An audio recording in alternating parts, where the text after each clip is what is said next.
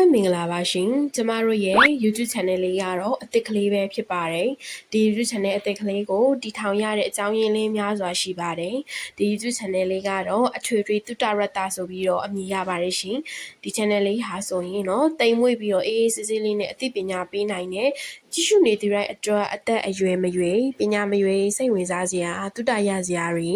ရဲစရာတွေတနေရာတိုင်းမှာအမျိုးမျိုးကိုတင်ဆက်ပေးမယ့် channel လေးတစ်ခုပဲဖြစ်ပါတယ်နော်ဒီ channel လေးရဲ့ရည်ရွယ်ချက်ကတော့စိတ်ဝင်စားဖွယ်ဗဟုသုတအသိပညာသမိုင်းပုံမြင်တွေပညာရေးဆိုင်ရာစိတ်ပညာတွေနဲ့ inspiration video တွေကိုကြည့်ရတာဝါသနာပါသူတယောက်ဖြစ်လို့ပဲဖြစ်တယ်ပေါ့နော်ဒီကျမတို့လူလေးတွေအတွက် knowledge sharing လေးလုပ်ချင်တယ်။သတင်းစကားမကြားဘူးတဲ့လူတွေစိတ်ပန်းဖြေတမ်းပေးတဲ့ပုံမြင်လေးတွေကိုနားလည်လွယ်အောင်ကျမတို့ကမြန်မာလူလေးပြောပြခြင်းမှာဖြစ်ပါရဲ့ရှင်။ဒီ channel လေးဟာဆိုရင်တော့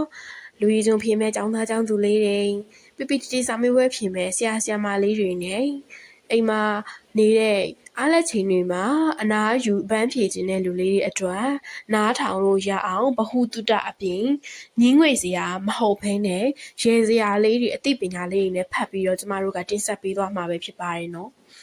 ဒီ channel လေးမှာဆိုလို့ရှိရင်တော့တပတ်9ရက်ကိုကျမတို့ကအလင်းသိမ့်လျင်တင့်တယ်လို့မျိုးဗီဒီယိုလေးတွေကိုတင်ပေးသွားမှာဖြစ်ပြီးတော့